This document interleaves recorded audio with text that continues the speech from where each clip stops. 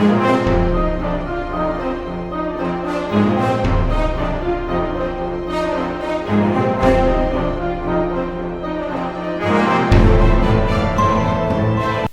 avec beaucoup d'excellence, mesdames et messieurs, nous vous faisons confiance, la fidélité au Landa Mbondaya École, magazine d'actualité. Nous disons encore na niveau Moussoussou, c'est le Kosulu, la Mona Mboka, le Kozimoneni, le chef Blanchard et Pipo. Bolanda qui a activité pour les la fois passée, d'abord il y a un vernissage, il y a un livre entité coutumière de la République démocratique du Congo, écrit par moi Mboka Auguste Mongini. Alors que ça a figuré dans la carte, il y a Mukanda. Cela montre réellement que vous avez un chef reconnu dans la carte du Congo.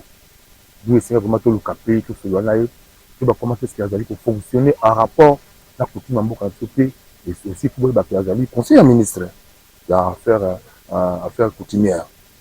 Voilà. Pour Mboka, le grand chef Blanchard était pour bonne santé. Oh oui, santé, ça bien. Vous allez dans Mboka, là, pour ma caméra, mais quand vous avez des coutumes en Mboka, ici actuellement.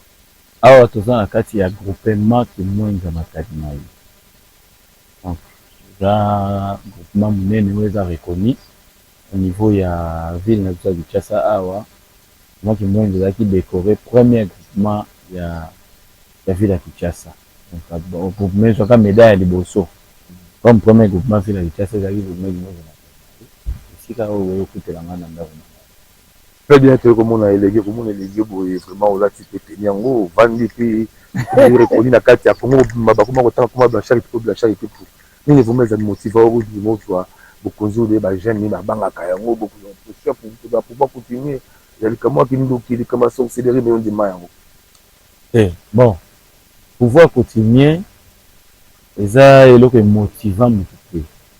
Ça pouvoir moro boye, parce que na bokoko ya pouvoir ancestral azwa yango na bokoko pouvoir continuer so okimiango omikoti na ba problème surtout pena soki bakoko bapona ye balingaki ezande yo soki omekika okimango en tout cas faut avoir ba problème très sérieux faut avoir ba problème très sérieux pour na nini okimi pouvoir ozomona donc tokokima pouvoir continuer te faut toujours tozala ba chef oyo baza modèle et puis tant on a bien un peu pouvoir continuer nazaki na PRT parce que à ce moment-là nazaki de bras droit ya chef Martin Salamarine donc on a autant na chef na yebaki ba secret chef délai na yebaki des chef va fonctionner pour eramba nga difficulté et faciliter ngai parce que pourtant chef Martin na bombo nga naza plus petit na wana nde ba benga nga na ju pouvoir ya vuna mukilang comme chef de chefferie et chef de terre et avuna mokilang. En tout cas, na zali na ngana kubanga te.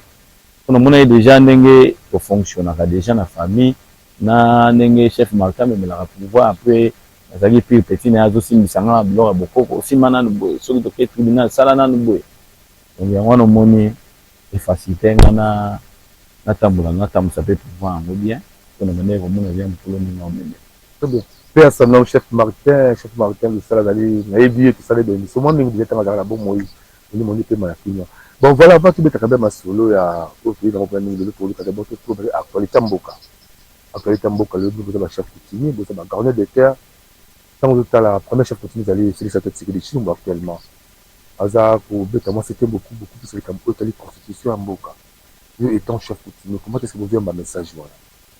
Bon, Gaï, personnellement, naza pour yango changement ou bien modification na changement na modification nous sommes balé naza pour yango parce que garde de la nation yena alwa nzamba Congo zomona très bien et ce qui a monique ba fa ezali na kati ya constitution faut ba changer yango pourquoi tokoboya nous appelons la droite comme ça que non chef d'état pas ça mon tour à côté à rapport à côté parce que constitution ya biso mboka bato basalaki yango biso moto yebi basaki pena bana mboka te mutu ne bakomaki eloko wana soki bana mboka bazalaki pe swana bakomaki pe na kobanga oso comprendre na minute oyo siko kuta na pouvoir eza mwana mboka de soutenir ye hein faut soutenir Félix Antoine Tshisekedi Tshilombo chef de l'état garant de la nation to soutenir ye to tala na ni idée nini oyo aza nango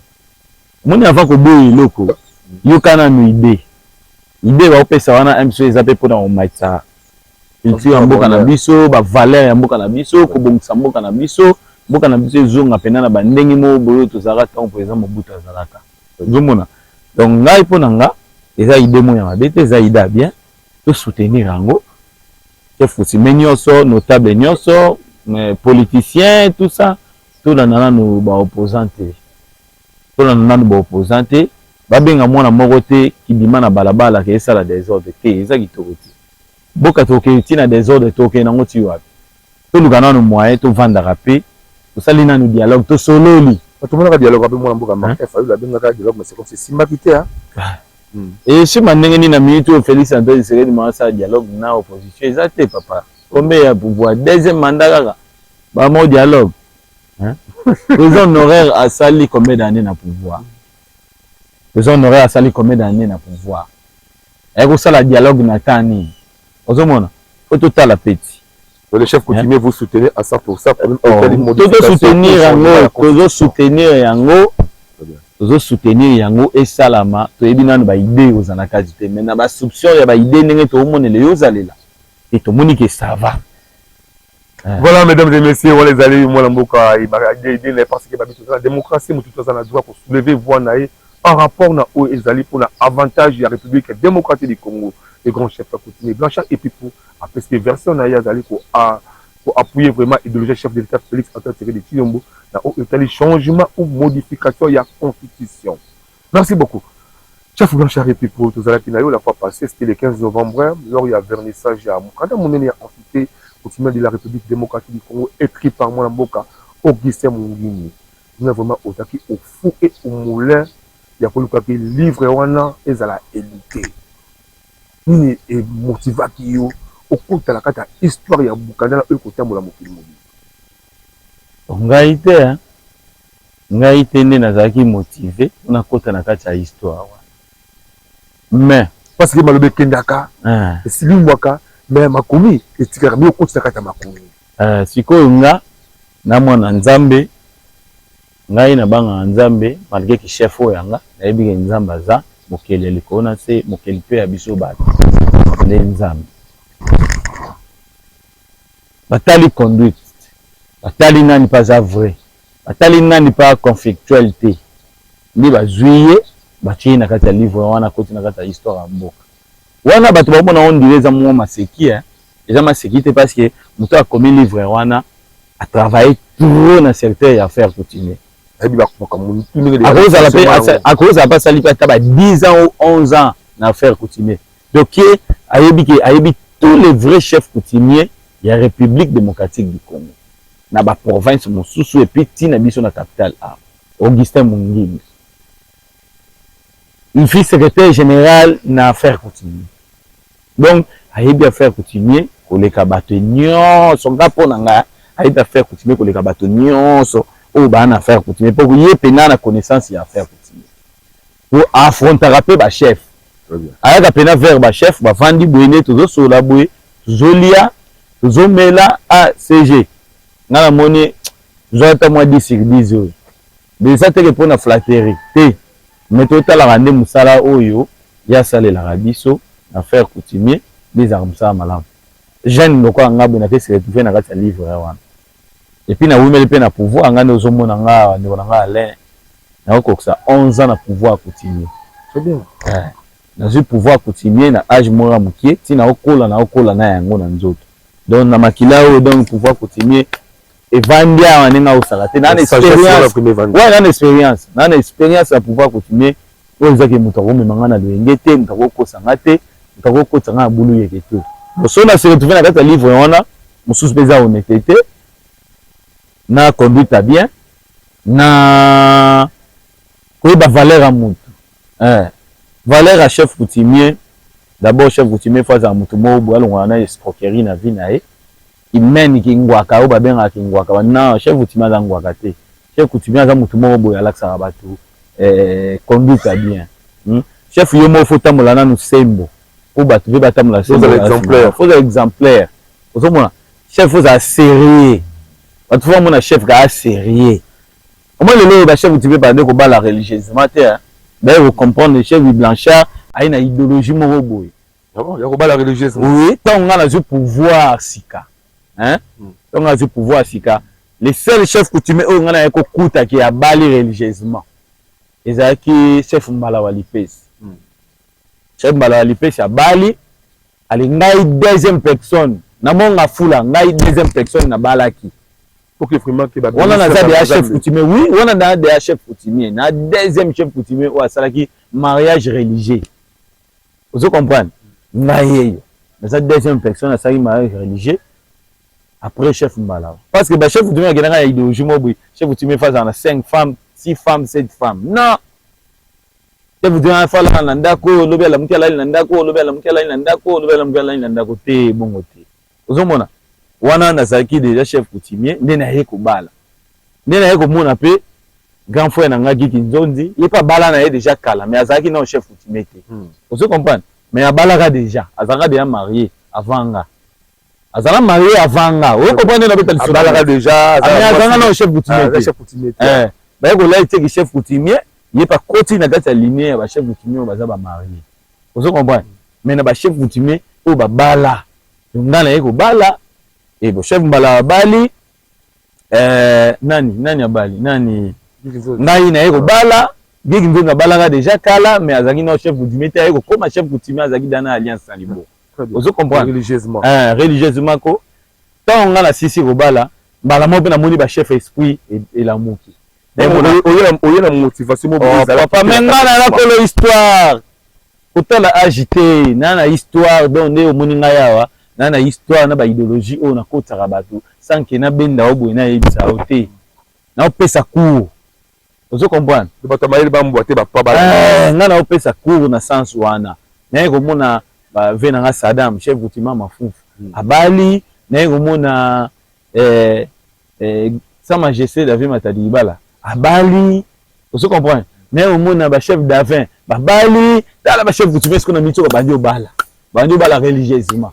Vous comprenez? Mais kala balobaka ki non chef coutumier balaka te azalaka na 5 femmes 6 femmes 7 femmes te wana idéologie na bango moko mayele bachaki ya bibete bete tout ça le monde mo faut biso ko to doyer ba chef Blanchard to isko moderniser ki chef coutumier. Vous comprenez? Mutu na mutu tanga ye na pouvoir coutumier faut ya pe na idéologie na rapport moko boy komona ba chef David Matadibala groupement honorable EP aussi ayaki na idéologie ya rolata voite. Très bien. Chef coutumier culture na yeza kolata liputa mais so ngoli pe liputa ye mo be ba foma mo za normal. Kwa mona po fo na pe kipelekese akipelekese neni go yanga na tala ba yoji ya moto place wana na lata pour que nabi. Ozomona wana eza na ngona kalbo ko olati malgré rouge mais o basé moko o meteni na biso c'est ko basé moko siko ya cher pe na zomona mais na muta pa mbamba te ngai siko chef Matadibala yaki na idéologie en vote siko ngana ina ba idéologie chef coutumier akfa bala ata mo kiyobi mo mbala tondaka te problème ezate mo mbala tondaka te c'est un slogan mais chef coutumier face à la femme légitime na kati ya palais au pénal qui ala la représenter vraiment que au pouvoir pe yango wana chef coutumier face à la kaka na ndago moko chef coutumier la na basinda ko seti ndago te ozo pouvoir voilà bilial ya pété ozo boma pouvoir ote soka za makila siko na osani obotaka te ozo na bana yebisa mona lamba mama za makila yo lamba ponga na lia blonga makila te de moi na papa faut de changer ba makam na bakam belé na changer na pouvoir continuer aux homona. Très bien, voilà, merci. Voilà le chef Blanchard et tout ça na chef Blanchard et puis pour d'autres cela là avec quand même la modernisation la motivation aussi na katia rapport à même na katia à pouvoir coutumier donc ils allaient aussi modèle comme madame initiative moi madame c'est réellement que ba chef coutumier et belé ba emboîter mais la masoto sur la awa dangi dans vraiment le sommet côté betel solo ya le chef Matadibala. Sa majesté David Matadibala. C'est pour là que la fois passée, qui n'a pas confrère, n'a pas journaliste, assistant quand on confirme aux alakanango, comment à niveau que au mikitisa, boyambana, bosula, botuke ba compromis, botemane utakiwa. Bon, là, ça doit être une stand, on a. Parce que même préfère pas vivre là, conflit, na baranki, nous tchétoché. Mais la monnaie que yo za grand, il passe à grand, bo mikitisi, bo vandi, bo sololi, bo trouver compromis. Vous avez la mboka, j'espère Patrick Moloni azalaka comme aussi médiateur. Il y a un médiateur makambo ate, il y a médiation makambo na okokango. Très bien. Ouais, il y a un niveau na été. Vous comprenez? Voilà. Ouais, il y a un niveau ya mikolo. Il y a un niveau likolo magasi koleka ba Moloni aza chef oui, na niveau na ye azali nako bo yango te. Et n'a pas sango tout ça mais guerre wana ezaki na médiation na kati na ngote po ya guerre moko boye oyo so oza makasi to ko kota presse wana ko memelo liwa vous comprenez là wa bituma banzoko so so kota raté libata kota raté guerre wana yendenge ni parce que troisième personne a kota na kati iye monsieur Difi Mabols iye aiko kota na kati ya ngaina président Matadi Kibala pour a séparer biso. Vous comprenez? Parce que président Matadi Kibala a un grand homme na mboka na biso, aibani reconnu partout. Toi ayi Matadi Kibala tena kina zati. Et puis ba ndota la soba tali Matadi Kibala l'équipe faut mona Blanchard agent asima mokongo. Azoya Hollande na sima wana. Vous comprenez? Donc mutuna tanga. Donc noko na nga, azapena noko totali na ndenge mboka na biso ekendeli batini utsaku na vunda biso toza banoko na ye ozomona po biso nga aza na déclan mutaza na déclan oui aza na tini utsaku na vunda na las place tovani na kimwenza clan las na nini kuna na vunda kuna tini utsaku na vunda ndeko Matadi Kibala pop sikoyo troisième personne wana Difi maye ayi kokotisa président Matadi Kibala na makambo kimwenza oyo yayebi te. Parce que pouvoir famille n'aime pas ça. Famille pour ninga babige non le chef Martel ça la koufi. Il osa courageux, il osa vendre na famille, il osa déjà chef. Le partage à relier après déjà na batomoni, to cha mutu musu to cha yo. Posa charge. Charge wana yo rememango bien posa déjà na ba charge osa nango. To pesa yo charge wana po okendika to accélérer musala mbala mo. Ole ke to bana so mutu aye ko la tout. Baby film aye ko bima wana abendi président Matadi Kibala kodisi faux boule. Président Matadi Kibala pe le roi yebaki te ke Difi mazanga pour ça soit pouvoir ki mwenza mais azamuta ki mwenza te alingaka yiba pouvoir ki mwenza parce que yene ngazana ka chef ultimate partout a chef ultimate so bule yaga ak josko ki chef ultimate ki mwenza ozomona so biso na tozana le roi pe biso tokoli to yebi pe pouvoir na biso ngeza moyen kota ezate so le seul mutu amona ke aza mbinga koko tina ngaza masolo eleka Matadi Kibala la ki maman amemie. Vous comprenez? Oh, nenga na talit. Oh, neni wana vie nanga akoke nikuta na makambo wana. Atikana sana na mibenda. Na mibenda nanga, avani nanga, na ndenge nanga, na tala nano, nini bako évoluer. Mais jusque là na zo biso ke bande kona biso wana ba souffrir. Donc ngai na yebi pena ke ba souffrir. Ba komisko ke telema na banda kwa batu ko bolo ka ba pia ba mo 10 francs pour balia.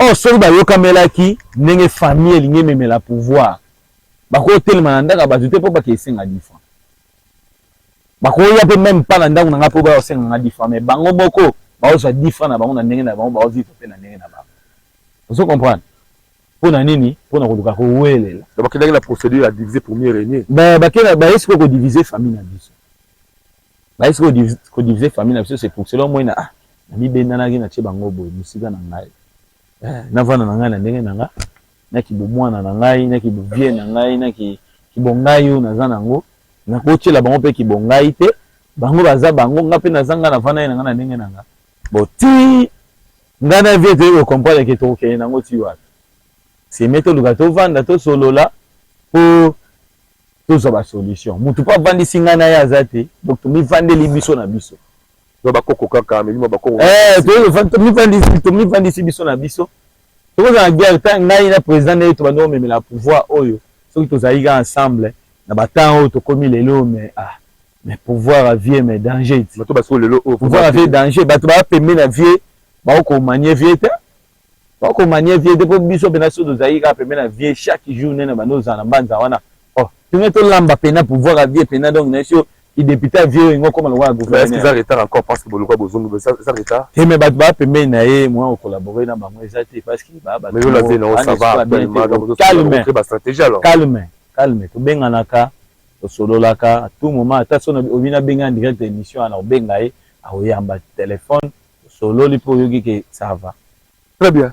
Comme on l'a dit aussi surmonter déjà essayer d'étape à ma casse pour l'étape pour que le bokela sike sike so mutako so te ke yenda sala médiation ya ngai na président Taliban muté za milimo kaka bakoko kaka biso za bata milimo ga nde mutu fo sangisa biso po mutu soka ya kotika na kati wana aodaye. Voilà, merci beaucoup les amis, chef Blanchard et puis pour tous les autres salama solo kitoko toujours bino ba Congo bolinga ba réalité de pouvoir continuer les amis kotambusa malelo za chef munene continue kata brochure moko histoire ya mboka les entités continuer bien de moitié du Congo on chef za makalisi de kotala lelo oyo pouvoir continuer et tambusa ba conflit et belé à la carte ya province ya Kinshasa surtout dans la communauté teke umbu premièrement ba conflit au Italie ba limite deuxièmement ba conflit au Italie pour la pouvoir ou met déjà trop dans pouvoir pour pouvoir éliminer. Sagesse nous pour apporter comme les banques comme ma solution. Donc on a souvent une question, il faut répondre sur le rôle à conseiller à ministre. C'est ça, on appelle là-bas bien des biens émissions vous avez la double casquette. Voilà. Vous avez conseiller à ministre, vous avez aussi chef continu. Na étape où on a l'obéli déjà ici pour ça qui notre technique moko autocote qui pas mon conduit anga cherichi tenarabuya. Apprécier le début à week-end, si vous vendez dans la et pour naviguer, Ewazo se prépare qui nous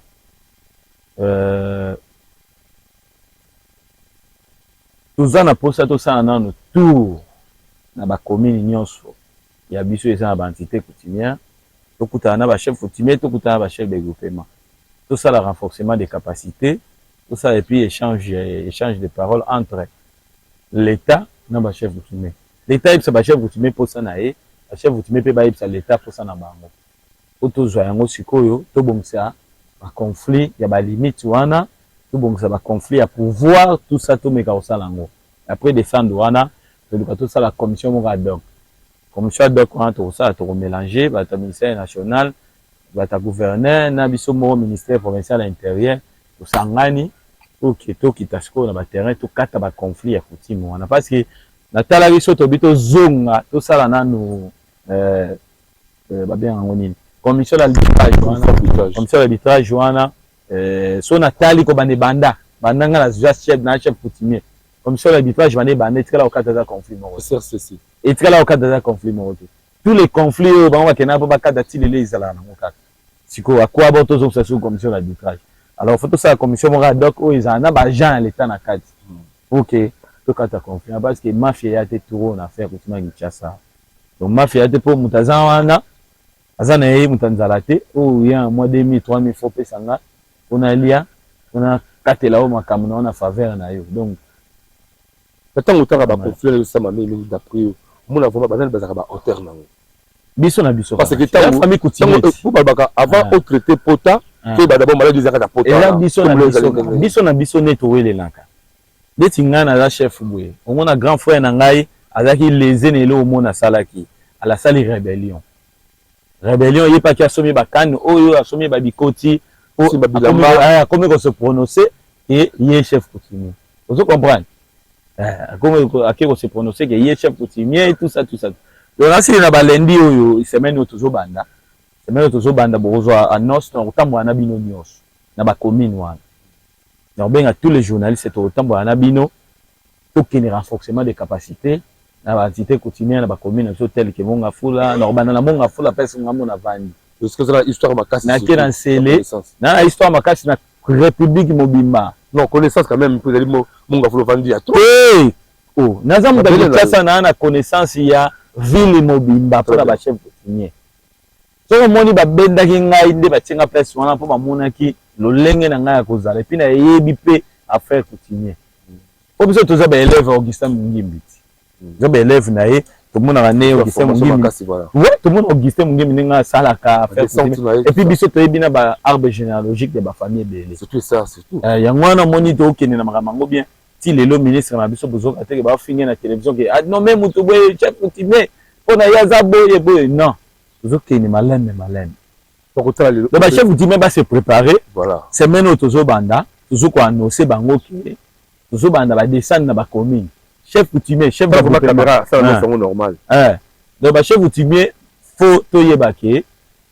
semaine otozo banda tozo kita na ba commune o eza na ba entité coutumière neti monga fula nsele na malo poto ya koluka to vanda to solola entre chef coutumier na l'état ba vanda ba solola tout ça peut renforcement des capacités tout l'accès chef coutumier rôle naie na niveau à l'état eza ni pour tout meka ko évoluer donc semaine auto zo banda je crois auto za les 22 j'espère hein les toi les 22 donc je crois ti semaine auto banda wana to za la paix les 28 hein voilà to za paix les 28 ou les 29 to annoncer bino ba dessin na biso wana sur terrain to ya après ba dessin na biso wana ndesiko to sali commission ad hoc pour tout nos catastrophe ba conflit là vous appelez les vrais chefs ou tous les chefs en général na bengi tous les chefs ezala ba benga ka vrai ezala ba benga ka faux bino nyonso boya to vanda to sa nini to solola to bomisa parce que même le faux chef wana azana ka membre famille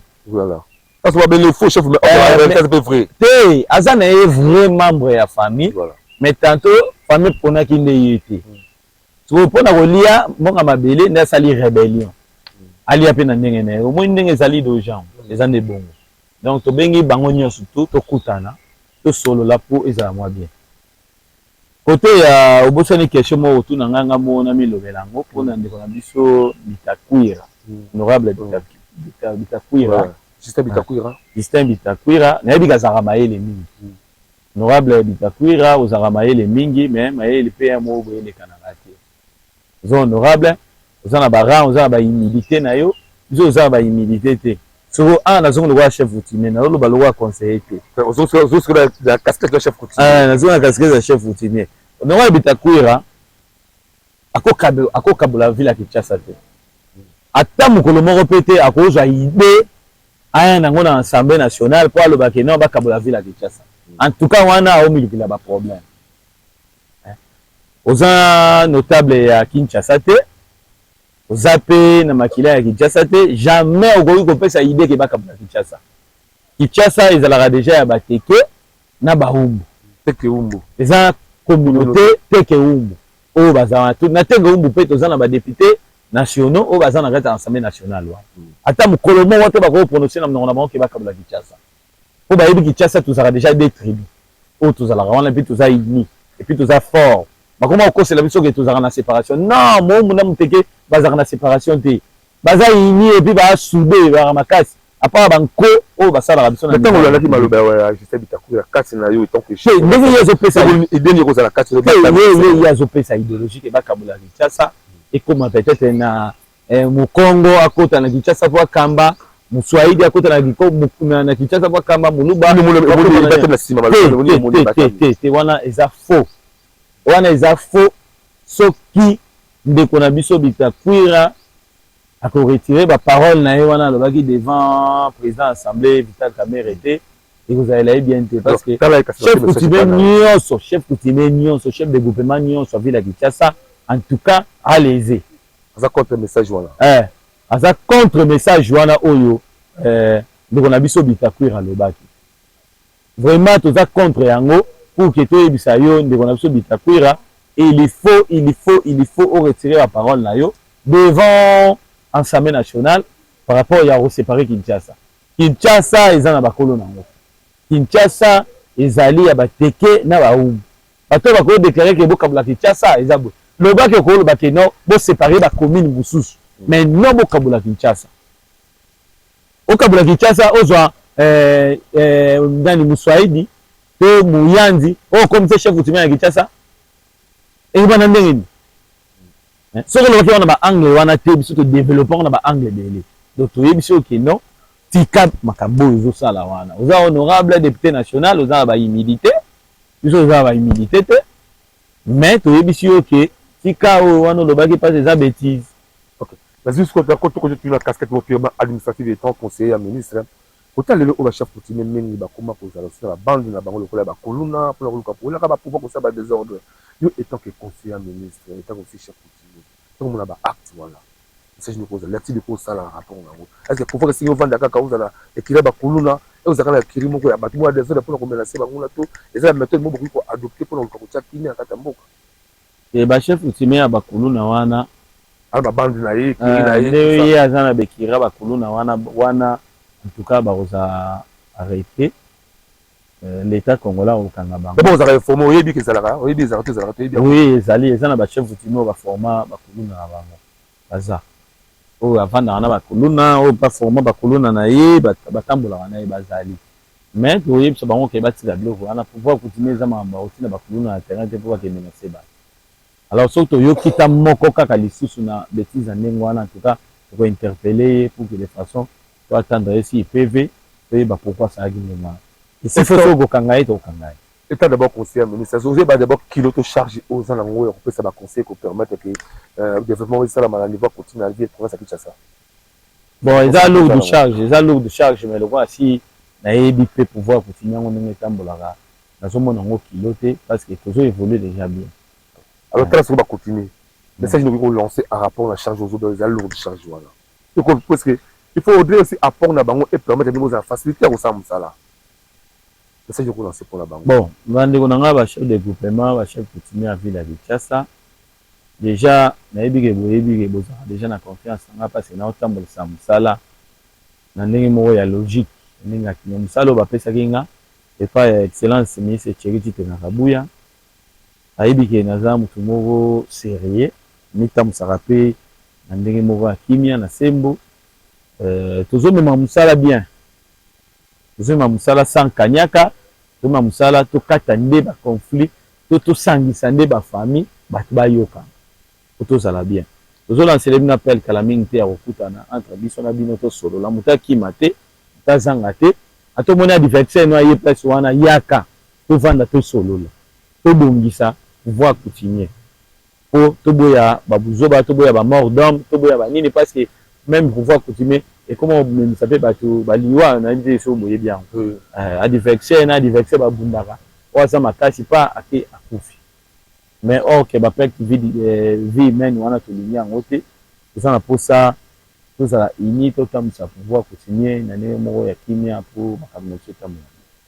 Merci beaucoup tout ça moi mboka le chef Blanchard et puis pour tout le monde qui pense qu'elle a fait une femme se mettre à question moi elinga encore na motu autour va bien oyebi arbre généalogique ndenge ezalaka très bien aussi surtout que yango aussi ezali aussi parmi ba procédure et permettre kolema kimia na kati ya les autres discussions na kati ya pouvoir continuer otala lelo au désordre des akorigné otala lelo oyo ba commission de canal liboso ba tibi ba désordre de la preuve au sein de ce qui est-ce que réellement le gouvernement ya mwana mboka Daniel Bumba avec professeur Kinshasa ko espérer na expertise na bino et ko permettre que à travers toutes les brochures ya mwana mboka Augustin Mugini asili ya fonctionnement ba entité continue à vous dire Congo vous appelez maïle mo ko permettre kimia et contre la pouvoir aux alango et toujours évoluer kimia au côté expertise na bino ouais kimia au kala ba kino déjà yo mo que kimia déjà na secrétaire affaire coutumier ba inda au tanti mo pe pango ndenge ya kiti kuna maliba installer mutu kuna masala bo kuna masala boy mais soki ba côté du Congo ba zo malaka ka na limite ya ngai ya kota kote dans l'émission c'est tout comme le ba pourquoi ba chef coutumier ça sur la kana yo bien ennemi ndongo ko linga mo la sur la été tozo comme na niveau ya koloba na bato ke po journal na makambo koloba eza moi trop à chaque makambo pas au ça les appelle bien à chaque commune d'Okita wana parce que ce chef coutumier a installé des reconnu à niveau de l'état congolais soka latine nga na latiboye soka to moni na nzela foto kangaye bazolera bangu banzela chef coutumier na olobela makambo wana kutu te wana loisir oyo ozoloba nga na oloba logique one to na to memela donc ce chef coutumier azana reconnu na niveau ya l'état akola ta bilamba bokonzi boye te atambola nango na balabala soka to moni alati boye to kangi donc ça modèle mode beaucoup proposer que ordre du chef coutumier parce que ils ont tapé ba intérieur à outil na la professeur sous soyez qui a vu professeur Kinshasa mais là ti bilamba na coutumier pour autant que pas beaucoup de temps on a lobité ezala ya province mosusu soki kaka tokutani kaka na nzela to identifier ke aza ya Kinshasa te ana arrestation na ye totuna ya Kinshasa azolata ba rouge wana mpona nini eza sikoyo parmi ba ordre tolinga totya omona sikoyo place pouvoir continuer mpe kozonga na ba conflit mpe mamoye ebando katana parce que même ata na institution ok oyo akomi na parquet mo osongo topakala mamoni na bilamba rouge kaka ba identifier eke ana mikanda ya confirmation à l'état te arrestation na tomandaki na oyo te bale tokoma na suka na niso yo mota la caméra chef de l'autorité pour vous allez d'abord premièrement chef coutumier deuxièmement vous allez conseiller ministre aux affaires coutumières na kata ville professeur Kinshasa s'il faut lancer un message particulièrement na ba kino en général et deuxièmement na ba chef coutumier ville professeur Kinshasa message ni important que vous lancez bon il faut saisir comme modèle ya oza premier ministre. Bon, déjà tout le bateau tout lancer un peu appel en auto, tout lancer un peu un message mingi. Ministre nanga Tchéri Tengarabouya, aza ministre oyo, azo travaille avec beaucoup d'honnêteté dans le ministère provincial intérieur, ministère et affaires coutumières. Et ça déjà les lotés, aza mutumo très sérieux. Il y a déjà les lotés pour nazana eloko dans ça l'éventaire na télévision qui. Pour yebe makambo alinga ngoti. Donc, pourquoi vous travaillez dans Kimia surtout, biso ba chef coutumier, biso ba quinois, tout se soumettre, tout l'andandenge, ministère, tout gouvernement provincial, nous sommes la biso, dans la République démocratique du Congo. Daniel Mbaloba qui a la jeune, pourquoi la biso, tout fait sa chance à travailler. Ministre Tchéri Tengarabouya, à sa jeune, pourquoi la biso, tout fait sa chance, tout yo kamela o bango balingi to ça. Soki to memi ndenge bango balingi basala to kena ope na ndenga kimia to zo pe réussite parce que balobara mwana na kati ndako il faut azwa botosi pa ba papa ba parents na ye donc ba autorité mboka na biso ba lokola ba papa na biso na ba mama na biso so ba opesa biso to li biso to sani to yoka po to kumbela pe masolo bien bo ya koloba ezali awa. Merci beaucoup, tu as commis vraiment la souka. Mais qu'est-ce que tu as la souka pour te coûter bien? Est-ce que beaucoup de gens qui ont vraiment la prestation à Bino? Bon, ba bourgmestre ya ba commune, banda biso to koti na bokonzi na biso, nano ata bourgmestre mo installer chef coutumier azaki. Parce que tu sais bango faut installer chef coutumier, il faut yebisa biso. Ça la bango peut placer message alors. Il faut yebisa biso pour installer chef coutumier en faute. Vous mona. Donc installer chef coutumier en faux et ça malamu te. Donc faut yebisa na biso pour installer chef coutumier. Na ngana baxela au mo susu na minute oyo ba politiciens nyonso bon na lo bakaka ba généraux militaires ba parquet cour de cassation cour d'appel cour nani auditorat nazo ça l'appel na ngai pas général Ikulia ça l'appel na ngai pas ya commandant ville province de Kinshasa et la police et puis il y a nani ya auditeur général disciple et batuna bango lobi na kutana ngina soda mo ya auditorat oyebisa ngai ke non ah biso na auditorat chef vous en succès balobi ko za na large fort pour signer contrat na l'état congolais ah mais robomanga pamba de batuna auditorat ba komo sepela ba komo luka même batu ba luka ba ofunda de chef blanchard pa na bango na ba justice amboka na biso mais on la c'est même pas postant mutam comme ministre de la justice donc ba congolais o ba lati sokoto wana ya justice ba komo ko luka cop na nzoto nanga po ba yebike na saki contrat na l'état congolais pour eux ngana na mbongo ebele na ba millions na pale donc ezaki juste vision maele ezaki vision maele na bimisaki pour na contrat wana pour etombola pe mboka nanga voilà siko ba komo mona ke na mbongo ebele na ninga osakana te ana la foso ojika ka cop ya okangaye ozwa la ozoma na lo ba ninga ba validité beaucoup peto kabaka mbongo kaba ese soki ko na boka mbongo na boka mbongo ka bona busalo na otongela bana nga banda utena boka mbongo c'est là autrement alors eza wenze de eza wenze ba otela ndima bien lancer message à na yo bisangu bango ba konzi na biso oyo ya auditorat on a oyebisa auditeur général auditeur supérieur au disciple hein ba inspecteur na bino ya auditorat ba komisi mboka na nga vuna mukilango lokola gâteau na bango ya rolia na minute oyo ndeko na ngai naza na 6 dossiers na auditorat conseiller ministre 6 dossiers na auditorat ba inspecteur différent o atini convocation atini mandat de comparution o atini invitation o atini na biso ba komo mona nga lokola gâteau na bango ya rolia na kamwa makasi fallait pas na ebisa mokonda mboka ke atonga 1000 mais ezopa na nga et puis baobanga te ke projet wana neza chef de l'état elukeli ngambu projet chef de l'état elukeli nga ngambu na kati afunda mokilango elukeli nga ba problème donc na komi recherché na insécurité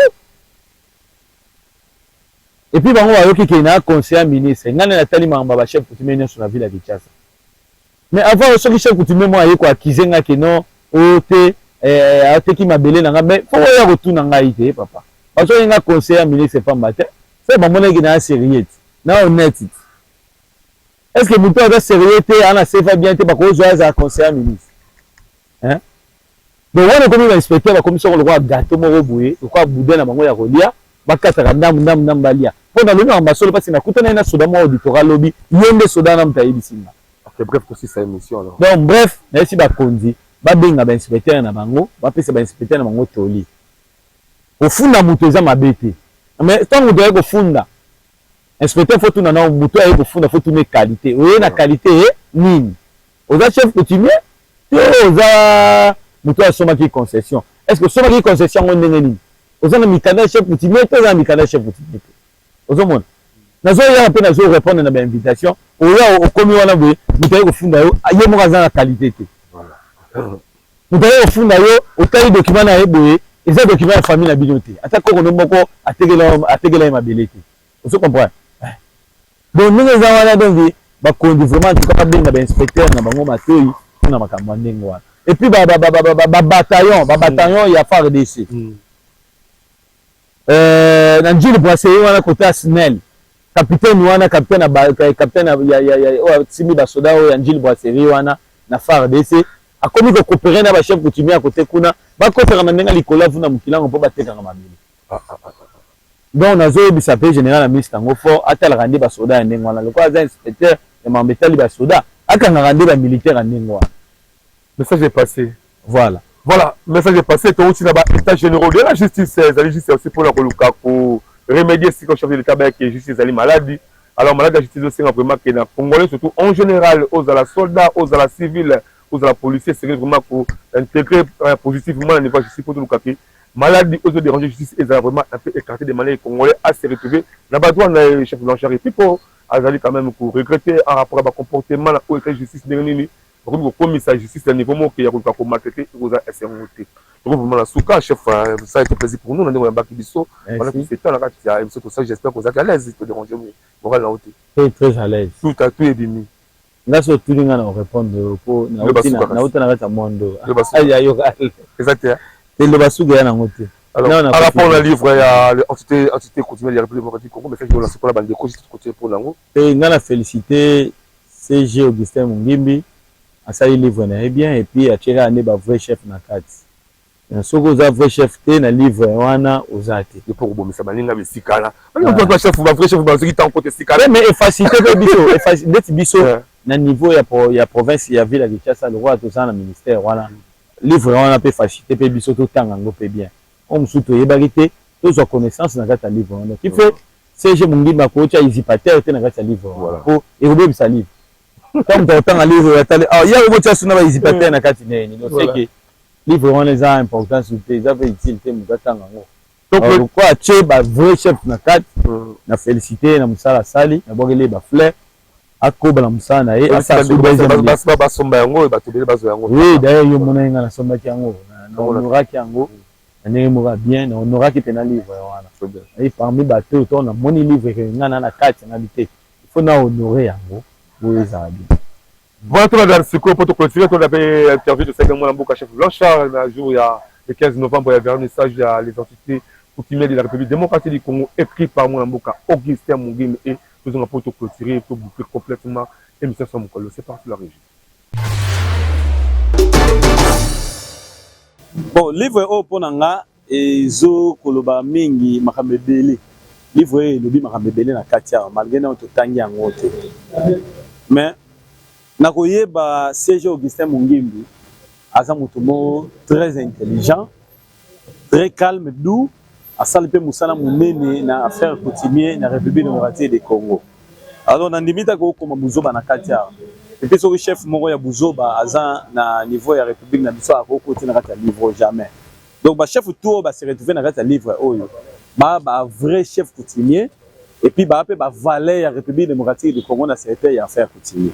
Donc on a se retrouver en katia, faut honorer livre oyo. Pour livre oyo etikali seko na seko ba otanga ngo kondamboka otanga ngo omona penga omona pe histoire na nga omona pe longi nga ba politicien ba militaire ba vrai chef coutumier nde ba se retrouver en akati. Merci beaucoup. Moi, je suis commencé à le 15 novembre 2024 pour dans la salle Virunga la thème avec mon amboka. Augustin Mungimi na 27 Libana. Aussi c'est monsieur Samukale, le chef vraiment ton côté les mains. Auto Kabwana. Merci beaucoup chef. Nous avons Bisso. Merci. Nous avons Kokabate là yo. Nani moye bisa nous avons Kokabate. Ah bah ça sagesse c'est ça. On conseil ministre qui a les kagaté. Nani moye bisa yo, nous avons Kokabate là yo. Abaksa émission na yo puissance matalikolo tout ça yo ko pambola nga ite nga fona pambola nga nkumu. Merci beaucoup. So yo ko pambola nga seke o raté le pema. Vas-y, on a bien mon chef de beauté. Voilà. Merci beaucoup aux Akébélé Bolanda Kibiso. Voilà aussi c'est émission la Bisso, ma numéro de téléphone. Voilà, continuez de s'abonner massivement sur notre chaîne YouTube Monde École officielle chaque jour sur Miel TV 19h et 10h30 et sur GGTV 20h30 et 12h juste. Merci beaucoup la professionnelle fidélité. On se retrouve prochainement dans un numéro. Bye.